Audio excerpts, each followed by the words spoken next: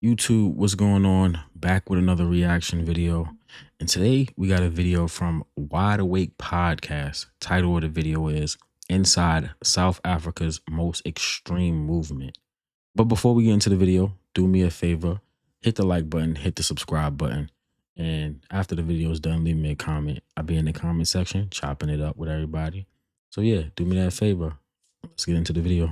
You are not allowed to film us. Are we not? No, not now. Oh, I see. You are my guest. I'm not your guest. Oh, sorry, Put on that camera. Niemand zal ons dwing om onder hierdie vlag te staan nie. South Africa is a country shaped by decades of conflict and ideology. That history continues to. This is confusing to me. Are they burning a South African flag? I don't know the context of why they would be burning, and I don't know what's the infatuation with like these like white extremist groups like burning flags and like crosses and things like that. I don't know what their obsession is, but it's crazy. First of all, I don't know why they are a group and what's going on, but it's already starting off crazy. Life today. Some movements born out of that history never truly disappeared. They simply faded into the background. One of them is the Afrikaner Weerstandsbeweging, better known as the AWB, and led for years by Eugene ter Blanche. The AWB became one of the most controversial and feared groups in South Africa's history. To some, it is remembered as a violent far-right extremist group. To others, it is seen as an organization focused on protecting Afrikaner identity and culture. Many people believe the AWB disappeared years ago. Africana. What? What the fuck is Africana? What is Africana? Settlers?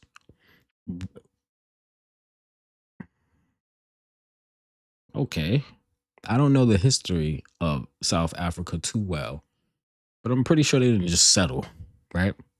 Because like usually you can settle anywhere, but Google is making it seem like these people were like first there or like they just found South Africa. It was like, oh, we can stay here. Like, I think there's more to it, but whatever. We'll accept that for right now. Until 1994, they dominated South Africa's politics as well as the country's commercial and agricultural sector. Damn.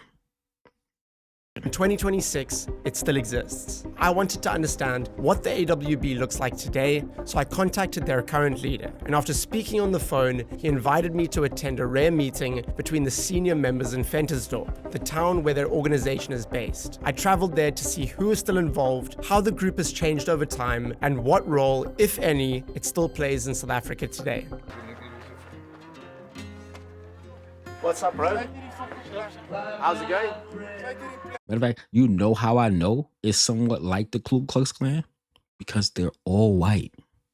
If it was just like political, like if it was just that, there would be some black people in there. Or some, whatever. They're all white. Toting guns, burning flags. They have a symbol that kind of resembles somewhat like a Nazi kind of symbol. It's weird. Sorry, brother. I wanted to know, do you know what time this place closes? Nee, jare tot wanneer jy klaar gedrink het. English? So you finished, man. Sorry. Ja. What happened? Oh, till you finish, eh? Julle finish. Okay, so it goes the whole night. Hele fucking aand. 2, 3, 4, 5 uur, 6 uur. And are you from Ventersdorp? Ja. Okay, cool. No, go.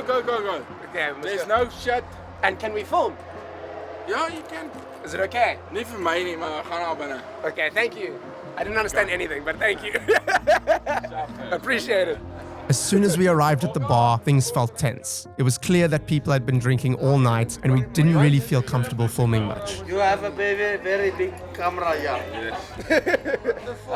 How's it going? Sorry, Josh. From where are you? From Cape Town. Thank you. Can I tap? Thanks, man. Ek is in die Kaap al, ouens poese. Die wise not doing like it. Hulle gooi camera. I've gone into some dangerous places, but this one just feels different. The one guy, he was like tapped me on the shoulder and he was like, best not hang around here too long. I am very nervous right now. We had a quick drink, then headed to our accommodation to check in and get some rest. The next morning, we woke up for our first proper day in Ventersdorp. We weren't able to get a hold of the AWB leader yet, so before heading to their headquarters, we decided to spend some time in the town, speaking to people and doing a few interviews to get a better sense of how prominent the AWB still is in the area. Hi guys, how you doing? I want to know, do you guys know where the AWB headquarters is? JW. AWB. Yeah. Avia beer. Have you ever heard of the Avia beer? It was something like that happened years before. But they're still here. They're still here. You never heard of it before, eh? Okay, thanks guys. Cheers. What? I have to understand what this group is about, what they stand for. I have to understand, because if the blacks of the town thought they just disappeared and this was years ago or whatever, and they don't know what's really going on, it's actually sad. But we need to find out what they stand for. Hopefully this video describes what they stand for, because so far I don't know what the fuck they stand for. It's been playing for 4 minutes now. I still don't know what AWB, what it stands for, what it means, what the rhyme and reason for the group being created is for. I know it has something to do with politics, but it's still confusing. And why did they need guns? Oh. We're doing a documentary on the AWB, the Avia beer. You know the Avia beer? You never heard of them before?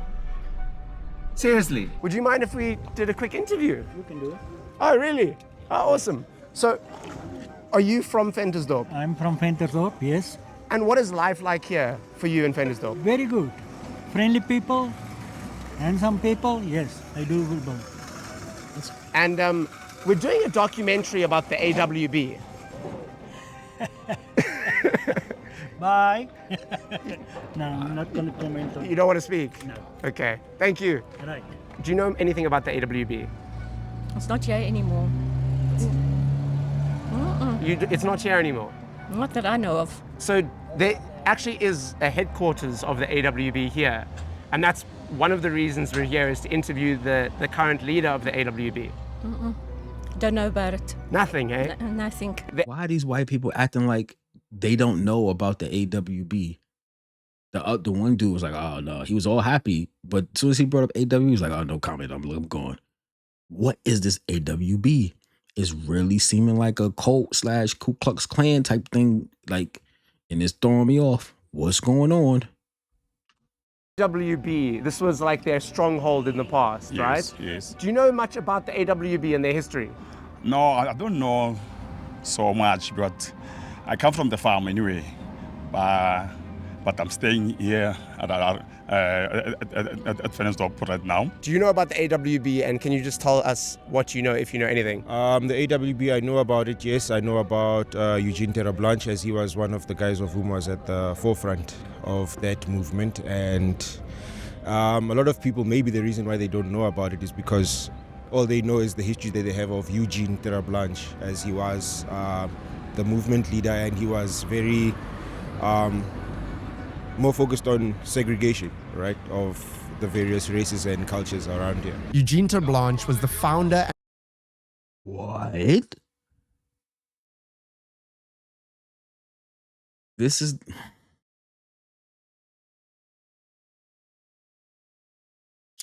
the problem, right? This is the problem right fucking here. This is the problem I have with, I want to say it so badly, but this is the problem I have with some white people. I'll say that, some white people. How dare you, right? Could you imagine if I brought my ass to fucking Europe, me and my family, and we just settled there and we just start dictating shit and saying, hey, you white people, this is how we need to segregate from you and all the other races. Like like literally the audacity. Like literally. What and how was this allowed? How is this allowed? How was it allowed? That's really when I felt it in my core. This was what this group was about. Before we found out the little bit of information we found out, I felt it in my core. Look at the symbol in the back. Look at his face. That face is hate and segregation, colonization, all wrapped up in one. So he created this group in 1970. This was in the 70s. But the people moved here in the 60s. But the group was formed in the 70s. That should look like the Hitler hand he putting up. But this is wild. Power and control in South Africa. To his supporters, Ter Blanche was seen as someone who stood up for Afrikaner identity and culture. And that's another thing. You call yourself Afrikaans or after whatever the fuck you call yourself.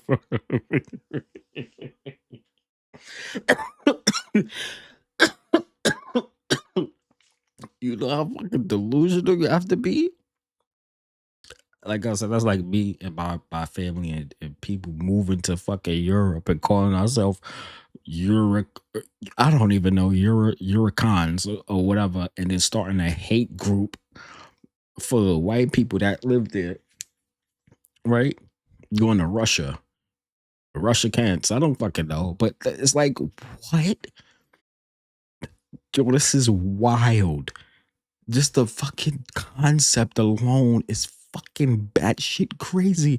And the fact that South Africans, this shit is going on under their noses. Like they believe the shit was dead and it's over with. Like, that's over. It's over. Meanwhile, they still got the group going and thriving. Right? Oh, this is wild.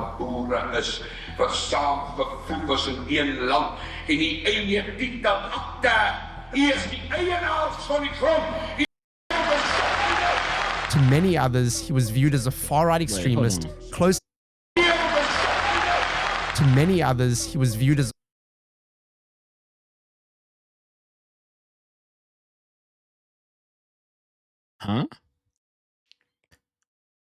This is why this is laughable. See, this is what white people only always need one individual, one extremist to follow behind to spread their hate and whatever message they are spewing, right? These type of white people anyway, whatever message they spewing, it doesn't matter if it makes sense or not. It doesn't matter. If it's hate and they have that same hate in their heart, they will blindly follow that leader. Shit don't even have to make sense. This fat white man just said, this land is yours.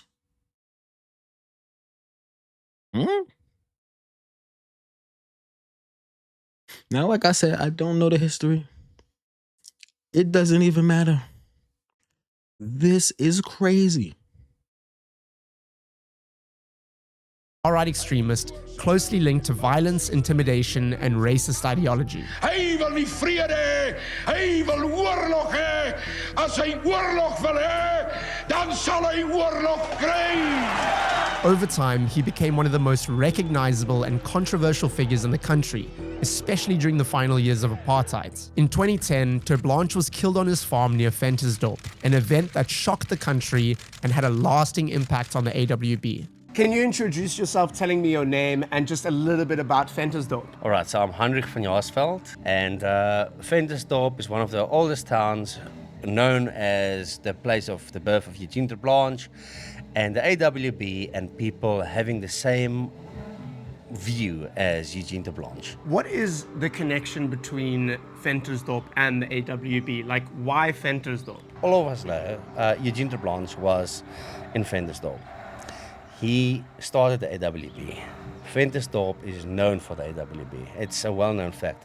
There was the shootouts, there was the police, there was all of that kind of stuff happened in Ventersdorp. We all know about it. I mean, Eugene is the biggest part of history. The AWB We don't know about it, but I'm pretty sure they're going to tell us. history is marked by a number of violent and disruptive actions, particularly in the final years of apartheid. In August 1991, supporters of the AWB clashed with police in Ventersdorp when the state president, F.W. de Klerk, was due to speak in the town. Later on, the AWB cut the electricity and people were blindly firing into the night.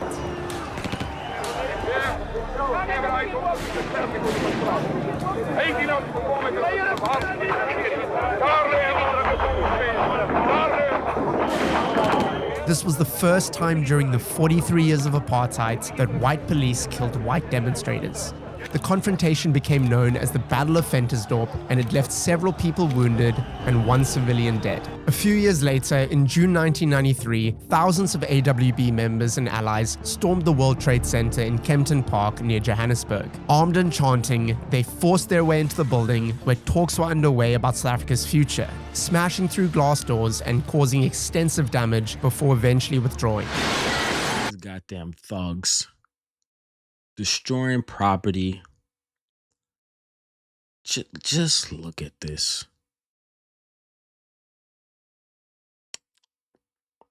I'm really gonna do research to figure out how all this got to this point, like how everything got to this point. I want to learn so much about how it got to this point because this is so fascinating to me, and it's so mind-boggling at the same time.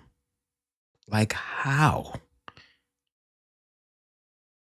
This needs to be studied. South Africa needs to be studied. Like truly.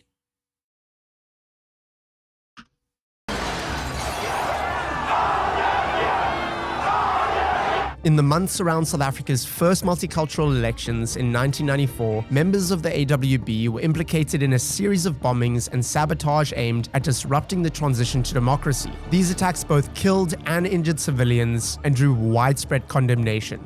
I think there will be more explosions, and I think there will be more actions if the government will ignore, according to international law, the just claim of my people to demand some land. The fucking audacity. The fucking audacity. And I'm not even African. I mean, I have African DNA, but I'm not from Africa. But the fucking audacity. This is why a lot of people feel like, you know, especially in America, we can't be more mad for things that are happening in the motherland than you are, right? You have to have the anger. You have to, just like how we did things here in America and we fought, we didn't like things a certain way, right? Being oppressed. We did things about it. You know what I mean? We didn't just take things. And this is, like I said, America is predominantly white, right? I don't know how things have changed out through South Africa's history. But look at, this is fucking crazy. How can a group of people settle somewhere and after a few generations, of course their numbers grow a little bit, but I'm pretty sure it's not overwhelming to the point where it's outnumbering the colored people there, right? Because I know that's a term that they use, colored people. The blacks, the colors. I'm pretty sure they do not outweigh them. Right? But somehow they had access to guns. They had access to all type of bullshit.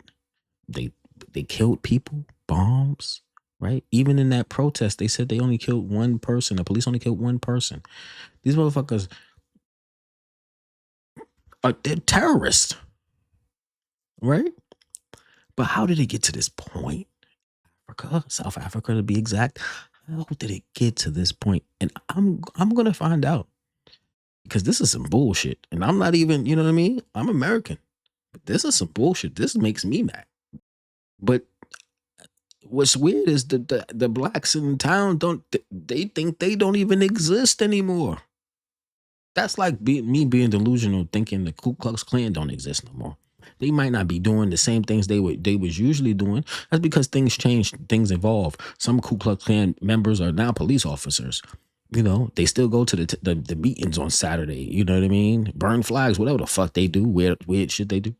But I still know that they exist. There's one Ku Klux Klan member that they rebranded. They go by something else, and the leader is a fucking pastor.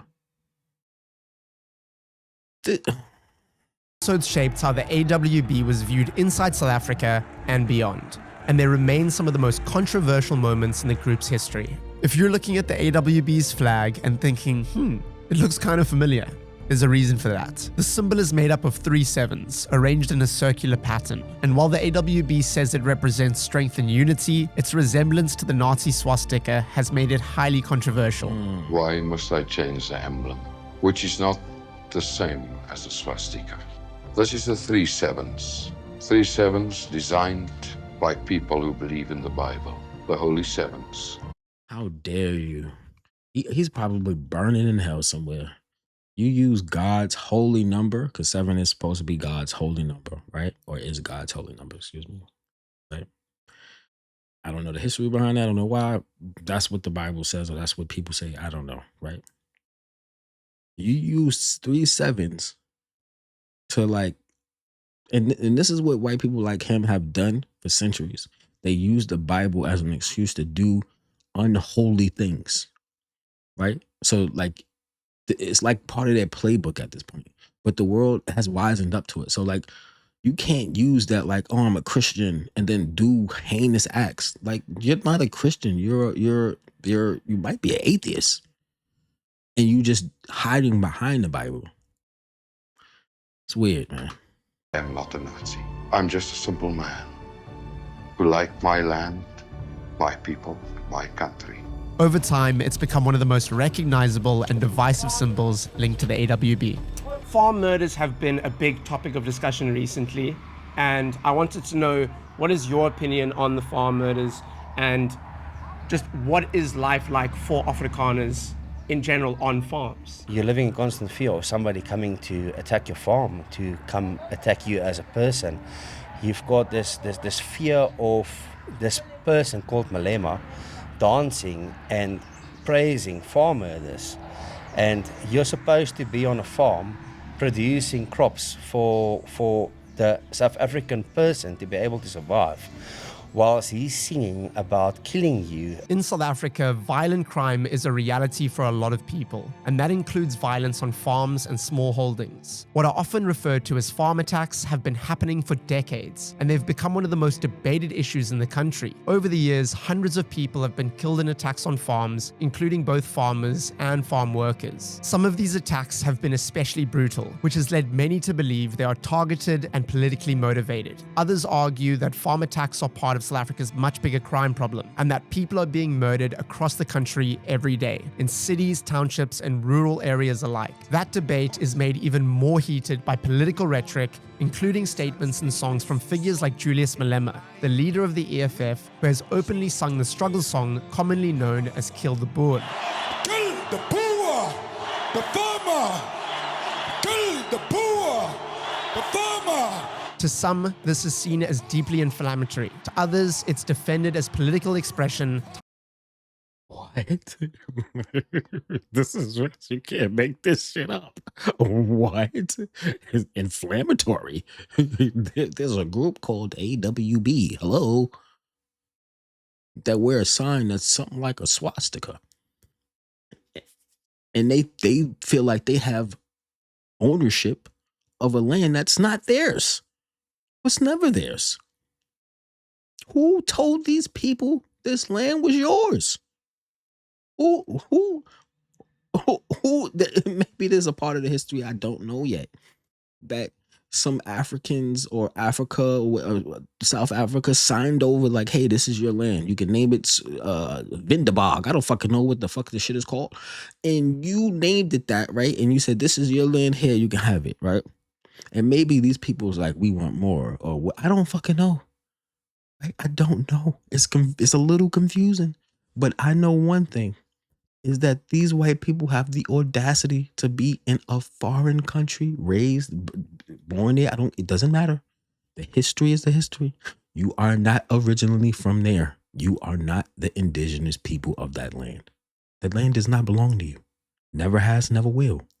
The fact that you are asking for land or saying the land is yours and it belongs to yours and segregation and all this other weird shit is white people like him have a complex and they think the world is theirs. And it's not. Right? You weren't here first. If that's the case, if black people should feel like the world is theirs. If that's the case, if that's the argument you want to make, black people should feel like this is our world. Right? Everyone comes from us. Everyone, digressed. And that's why you get white people. You're the last of the people digressing. Right? So if that's the case, the world is ours. And we should be conquering and taking over. But no, I've never been that type of kind of people. But white people can come into Africa, South Africa to be exact, right? And then dictate what should be happening in South Africa and literally causing harm, causing and spreading hate. This wouldn't be a thing if white people weren't there. Let that sink in. This wouldn't have to happen if white people weren't there. We can get into other places in Africa. We can talk about the Congo. That's even deeper than this shit. But the audacity. But whatever. History. All of that forms What do part I of the know? tension that still exists in places like Ventersdorp. With that in mind, we decided to leave the town center and visit a nearby village to speak to residents and see what everyday life looks like here. We've just been driving around, checking out the town, talking to some of the locals, and we're just trying to get a sense of the kind of hold the AWB has on Ventersdorp, and it seems kind of like they don't really have any hold. No one even seems to really know about them. It's quite a strange thing because they used to be so prominent and such a force within South Africa, and it just seems like they've almost completely faded away. And we're just currently driving around one of the, I guess, townships within Ventersdorp. It's on the outskirts where a lot of the people that work in the town live, and a lot of the farm workers also kind of live in this area, and then they just walk into town, I guess. It seems to be pretty divided on how people live here. It seems like this is definitely where, it's almost completely, I would say, like a black population within this section of the town. And the main section of the town seems to be way more Afrikaans. So yeah, it seems to be quite a big divide here. The main section of the town. So you're telling me the main section of the town is white people? I would have thought like they were in like a small like little section, but you see he's saying the main. And so where the population, where the black people are, is like the ducked off part? Diabolical. Guys, how's it going? How's it going, gentlemen? I want to know, guys, we're doing a documentary about the AWB. Yeah. Do you know anything about the AWB? Yeah, I only know that AWB was owned by Eugene Treblanche. And what's the relationship like between Afrikaans people and black people within Ventersdorp? Today I would say it's a normal relationship between the two. We are not like we choosing sides. We are normal. We live in like normal. When I see you, I see my brother, but from another. This is the problem.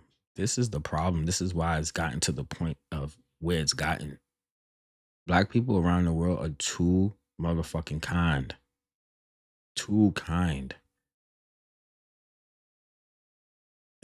You give these people, right, access to your home. You let them come in, and then they disrupt things. They bring war. They bring issues. They steal resources, and then this African has the nerve to say, "I look at you like my brother. Then now we're brothers." What? You're from another mother. What do you see? Yeah, you don't get it. It's good now. The relationship is very good now. What do you do with a documentary about Ventersdorp and the AWB? You are? Joshua. You are making? A documentary. Our man second. Leave our sisters. They're laying in peace there. We're going, yeah, we're being very respectful, don't worry. They are our sisters there. This is my friend there. Hallelujah. This is Virus the Cyrus. I'm alive and kick him in. Yes, yeah. You don't need to be so close. You know, Yeah, you know, let me hold this bro. one. I'll hold it for you. We've just spent some time driving around Ventersdorp, and one of the things that's really stuck out to me is just the lack of infrastructure here. And I mean, when you're driving around, the roads are just full of potholes. Like, no attention has been paid to anything really. No upgrades have been done. And I mean, just being in the gravesite here, I don't think I've ever seen a gravesite in such poor condition. I mean, if you look down there, there's just rubbish all over the place. Half the gravestones are like collapsing. And I feel like if a graveyard is in this bad condition, it kind of gives you a good insight into how the rest of the town would be, because usually this is a place that you would want to keep like almost sacred, you know, you want to keep it clean, keep it respectful for the people that have passed away. But I've just got a feeling if the graveyard is in this bad a condition, I feel like no real money has been put into infrastructure in this town in a very long time. Hi guys. How are you? I'm good, and you, sir? This one, brother. Can I speak to you? Yes. Let's get. I love your smile, brother. No, listen. What is life like for people here in Ventersdorp? Brother, this is very difficult. It's very difficult and it's very deep. Tell us. Service delivery. There is a toilet doesn't work. Where's infrastructure? We had railways. Where are they? Where are the post office? Where are the South African Airways? Where is the post office? Please. We are dying. I bet you that White Town got post office. I bet you that White Town got the trains. I bet you that the section, I bet you they got everything they need. Is why is this section? Why is there no money being poured into this section?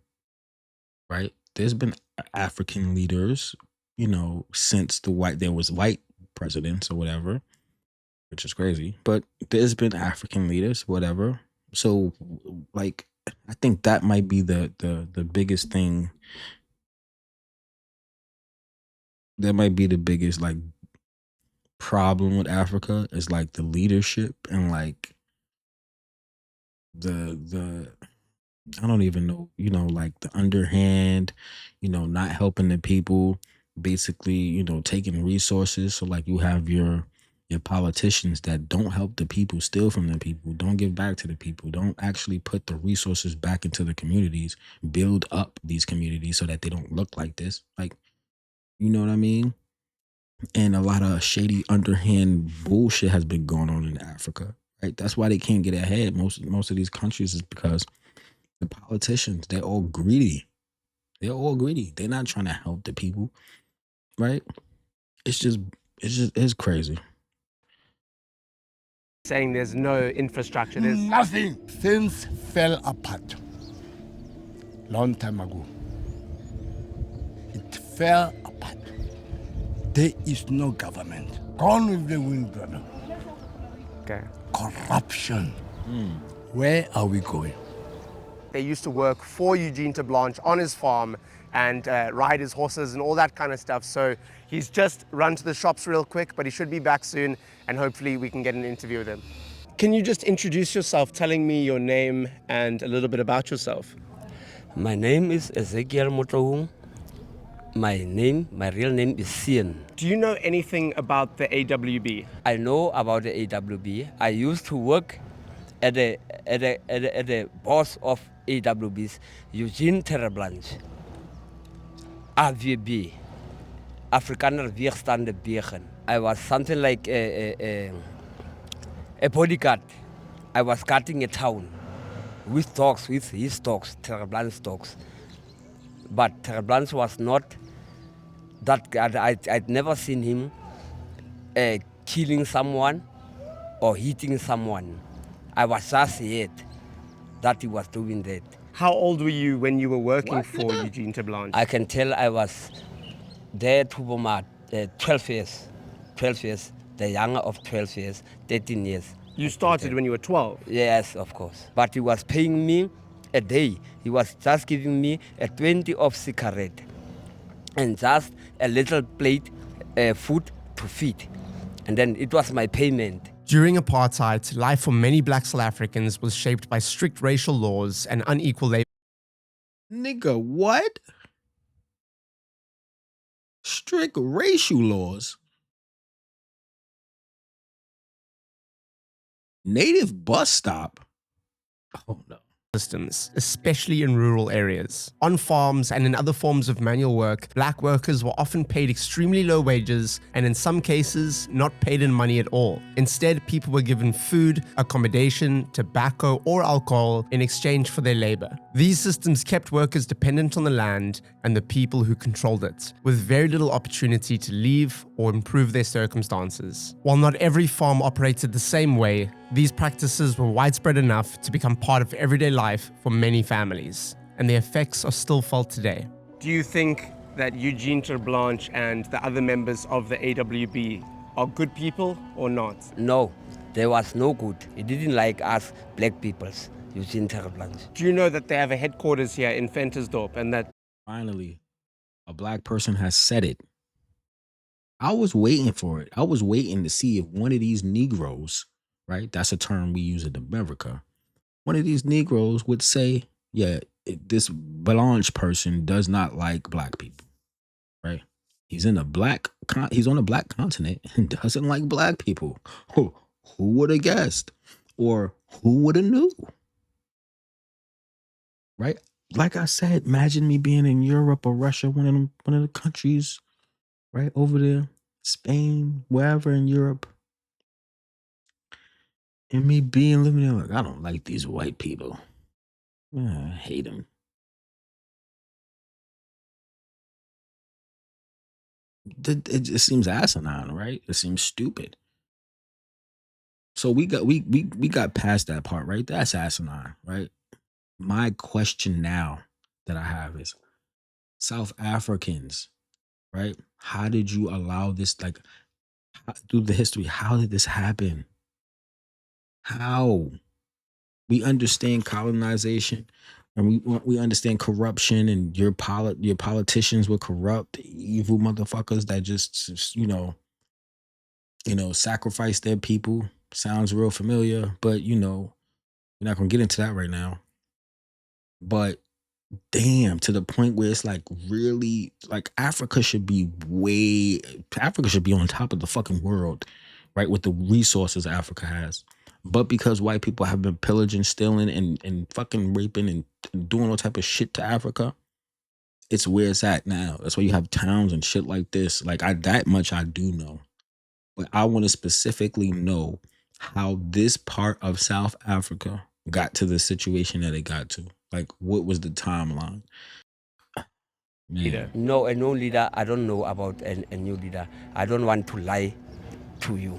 After Eugene Terblanche was killed in 2010, leadership of the AWB passed to Steyn van Ronge, a South African farmer who had been involved with the movement since the early 1980s. Van Ronge had served as deputy leader, and after Terblanche's death, he was appointed the new president of the AWB in April 2010. In the long history of the AWB, there has only ever been two leaders, Eugene Terblanche and Steyn van Ronge. Van Ronge is a third-generation cattle farmer from the Free State, and he has said that his focus is on defending what he views as Afrikaner interests, with a particular emphasis on security in rural areas. So, are you a member of the RVB? Yes, I am.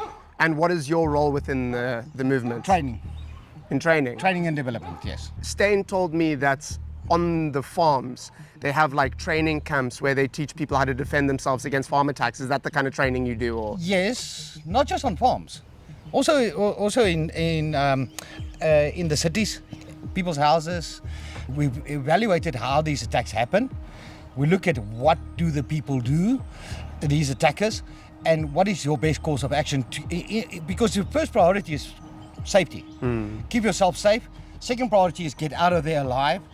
And then thirdly is save of your assets what you can. What is the RVB today, right? Back in the day, it was quite a powerful force within South Africa, quite a powerful movement. Would you say that the RVB is still what it used to be? No, it won't be. If you go back 60 years, 50 years, well, the AWB is 52 years. If you go back 50 years ago and you look at what the world was then, and if you look at what the world is now, it can't be the same. The ANC is not the same. The National Party doesn't exist anymore. The DA that we have now used to be the DP, and before that they were something else. it evolves. Is the RBB something different than it used to be? Yes, it was. It's totally different. But our world is different. The threats we face is different. If we don't adapt, what will become of it? So yeah, no, it is definitely a totally different organization. How many members do you think the RVB has? I don't know. You guys don't know, hey? I don't know. I don't know. Is that? That's not what I'm. Yeah. Okay. I'm the training guy, so I can tell you about training. I can tell you Okay. about.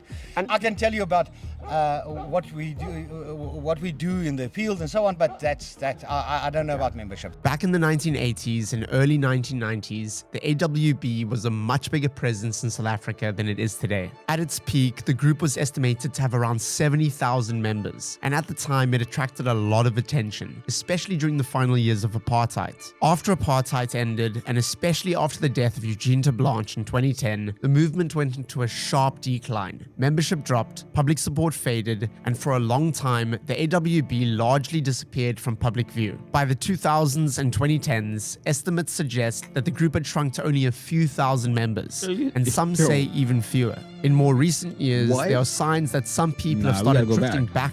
Some say 2010s, estimates suggest that the group had shrunk to only a few thousand members, and some say even fewer. In more recent years, I should take a picture of that. disappeared Hold from on, sorry, view.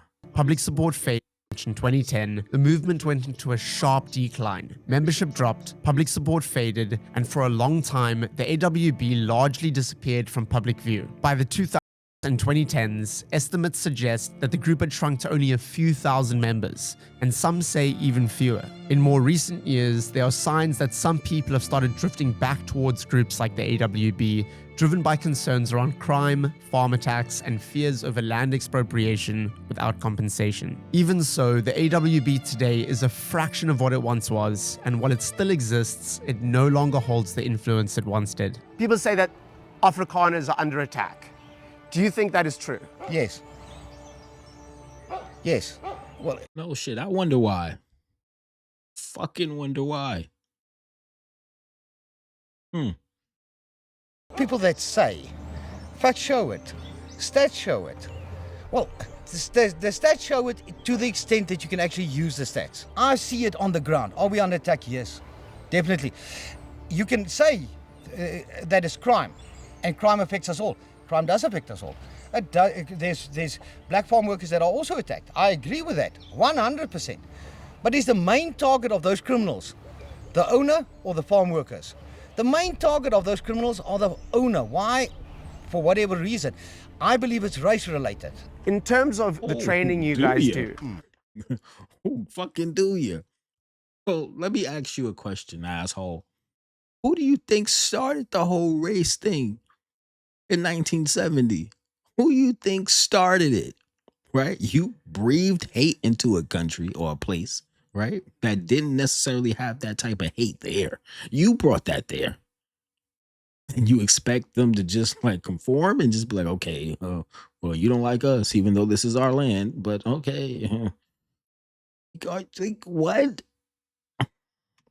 What weapons do you train with? Okay, we train with a number of weapons. I specifically train with a number of weapons. We train with knives, tongvas, firearms, sticks, stones. I can show you. Break your bones. Well, if I take a pen, I can stick you in the eye with a pen. Could that be a weapon? Yes. Anything can be a weapon. Anything can be a weapon. I see you've got some knives on you. Yes, I do. Can you show us them? These are two of my knives that I carry. They are called karambit knives. It's a defensive knife. It's hidden. It's tucked away, easily deployed, and you use it for self-defense. So basically you guys teach each other how to defend yourselves and then defend the people around you. That's correct. Okay. Yeah. Awesome. Can we go inside? Yeah, we can go. Let's do it. Because the dogs are fine. Cool. How's it going? Is it okay if we film? It's fine. I'm sure it is. Yeah. You arrange in the same. Yes. If it's arranged with stain, then we've got no problem. Okay, awesome. I Yeah. don't know if you want to, we'll go to the boardroom outside, then you can just sit and wait and... Okay. Do you know what time he's going to be here? He's on his way. Oh, he's on his way. Okay, awesome. We spent some time inside the AWB headquarters, filming and setting up for the interview. Stain still hadn't arrived, so we decided to head back to our accommodation and wait until they were ready for us to come back. After a few hours of waiting without hearing anything, we decided to return to the headquarters, and what happened next, I honestly did not expect. And what do I say? Meneer Stain or? Yeah, whatever you want. He's easy. Shiny, he's easy going. You notice how the headquarters, the grass is cut, everything looks clean, everything. Like, these white people did a number. They did a number. I'll give them to them. The small number, which is wild. This is why I say I want to know the history of how it even got to this point. Like, imagine a small population, a small group move somewhere, and they're living more comfortably than the people that are from that place, like that are from that land. Right? And they hate the people that are naturally from that land, and they're living better than most of the people that are from that land. That's why I have so many questions, because the shit don't make sense all the way, because we know there's some form of corruption, politicians and things like that, but there has to be more to it than just that. Hi. Hi. Hi. Good afternoon. How's it going? Joshua. Yes, van Beek. Nice to meet you. Yes. I'm Meneer Stain. Josh. Nice to meet you. Nice to meet you. Hey, you are not allowed to film us. Are we not? No, not now. Oh, I see. You are my guest. I'm not your guest. Sorry. Oh, sorry, Put on that buddy. camera. Sorry. After Mike stopped filming, they pulled me into their boardroom. What followed was an interrogation that lasted close to half an hour. I was questioned about my intentions, my agenda, and how I felt about the AWB. They asked me my views on farm murders and whether I was born and raised in South Africa. As this was happening, the AWB member we interviewed earlier was sitting in the room, searching my name online and reading through my background in real time. At one point, they told me they didn't need me or this documentary for exposure, saying they already had their own social media operation, which they refer to as a propaganda team. They also told me that there are many right-wing organizations in South Africa, and they believe that the AWB is the largest and most powerful among them. By the end of the conversation, they said that they felt disrespected by the filming and that they were no longer willing to take part in the documentary, which after doing a bit of research, seems to be a common theme with AWB members.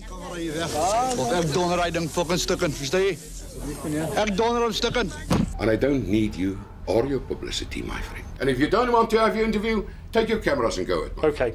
Do you care don't interrupt me. I've finished, thank you. Bye. Touch me on my studio. I touch you on your studio. The first thing you do is to take photos from me, before you even ask me if you are welcome or not. Listen, I'm not working for your bloody company, okay? For the past few weeks, I've been speaking to Stain van Ronge, the leader of the AWB, about doing an interview, and every conversation we had was very pleasant. What kind of access will I be able to have? Like, would I be able to interview kind of anyone I want to, or? Yeah, you can interview any person that's that day present there. I didn't think that what just went down would go down. I didn't really even think that was a possibility. Clearly, they are a white hate organization, right? They don't want the public to know all their ins and outs and their moves, right? They don't want the people to know. They don't want the people to know that they're a hate group, right? So it's all about image. It's all about, they just said they have a whole social media team for publicity or some dumb shit like that. So propaganda, right? Whenever people like that have a team for propaganda or some bullshit like that, it's to combat the truth. It's never to stop propaganda and no stupid shit like that. It's just to combat the actual truth. That's why when people ask to do interviews with them, they sideline them. They do all of the bullshit. No, we don't want to take photos. We don't want cameras. Like, if you have an organization, wouldn't you want more people to join? It's a word of mouth type of thing, right? It's underground, right? You gotta know somebody to know somebody, because this is real hush hush. It's a fucking hate As he group. saw the camera, which was maybe our mistake, maybe we should have gone up to him without the camera and introduced ourselves and then asked to film. But from every conversation we've had so far, I didn't think that it would be a problem because we've been filming the whole time. Basically, he's just refused to do an interview with me. After being told to leave the AWB headquarters, there wasn't much left for us to do, so we decided to call it a day. The next morning, before leaving Ventersdorp, we wanted to see if we could salvage the situation. We went back to the AWB headquarters to apologize and ask if they would still be open to speaking with us. This is how that went. I wish I could show you in my heart how I feel, but really we are sincere in wanting to just tell the true story. None of our questions are inflammatory in any way. And if you would give us the chance even to sit down for 10 minutes, it would really mean a lot. Just to speak about even topics you want to discuss. It doesn't need to be, you don't even have to answer my questions. I would really just love to include you in this. You know, we've come a long way. And that just... You know, I'm also sorry, but you missed the opportunity. Okay. Yesterday. Let's try again in future. Okay. I'm a bit disgusted with the way that you enter here. Maybe there's customs that I don't know about, right? But he act like it's some type of holy land or something like that. Like you already had an agreement about doing an interview, so you should have expected cameras. Even if he was recording or whatever, you could have been like, "Don't record here. Yeah, let's go in the back. We can." But they did that on purpose for whatever reason, just to get intel on him. Then they looking like that whole situation was weird as fuck. If it happened the way that the interviewer described, then the whole situation was just a setup. It was just for him to waste his time. I don't know. Maybe they just wanted to get to see his face to be like, oh, that's him, to get like a confirmation. And then they did their research while he was, talking to him or whatever, so they can look up his background. It's still weird. And just to shun him away. And then tell him, oh, I'm disgusted and I'm disgraced the way you acted. Like if he did some heinous bullshit. But that's not the final that we can't talk in future. Sorry, boy. No problem. Thank you. Good luck. Bye.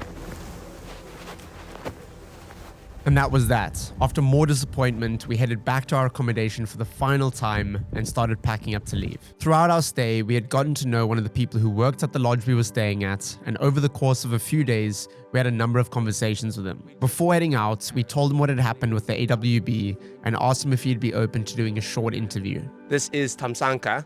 He works at the guest house that we've been staying at. And Tamsanka, I just want to know from you, do you know anything about the RV beer?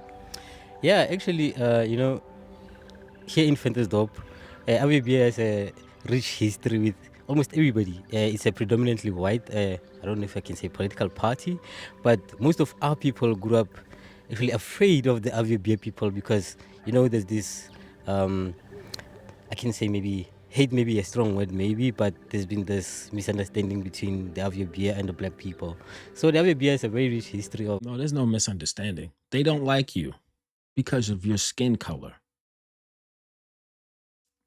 It's stupid in itself. But what makes it even more stupid is because they're in your country. That's the icing on the cake. They're in your country and they don't like you. What excuse the fuck out of me, Batman?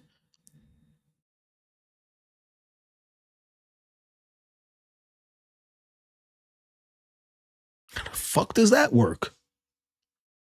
You in my country and you don't like me? Tough fucking luck. Get the fuck out. Right? And it's not like up for debate, like if this is their country or not, like how America is, right? How white people can debate, oh, this is my America, this is my country, yeah, da, da, da, da, da, even though we all know it's not. But they have the numbers technically, right?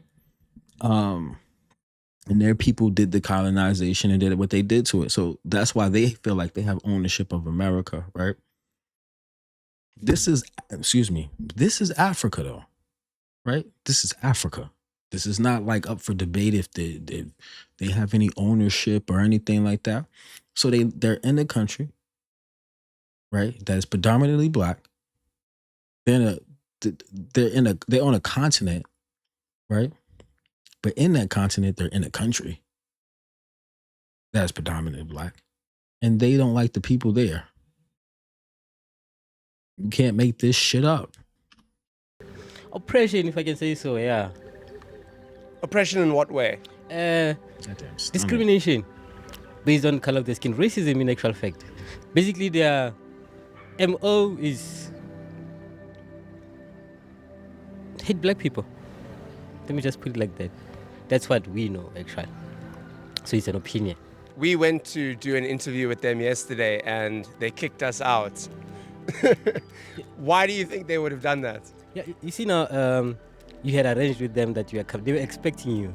But now seeing that you brought cameras and stuff, basically what I have to say is that if you have nothing to hide, then why would you kick people out, especially people like you?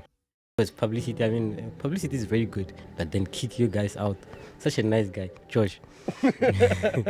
Thank you, brother. I really appreciate it, eh? No, thank you, man. Thank you, man. This video took a lot of planning, time, and money to make, so the way it ended was honestly disappointing. All right, that seems like that's the end of the video. Shout out to the dude, Josh, you know what I mean, for trying to get an interview with this fucking asshole right here. But yeah, like I said, just imagine, right, being a small percentage of a people living in a country that is predominantly something else, and you have the nerve to hate them and expect like more than what you already have, right? It's just diabolical on the highest level, and it's batshit crazy. But anyway, y'all let me know what y'all think in the comment section below. This one is for the fucking books. I'll tell you that much. Like, comment, subscribe, all that good YouTube stuff. And I'll see y'all in the next video. Peace.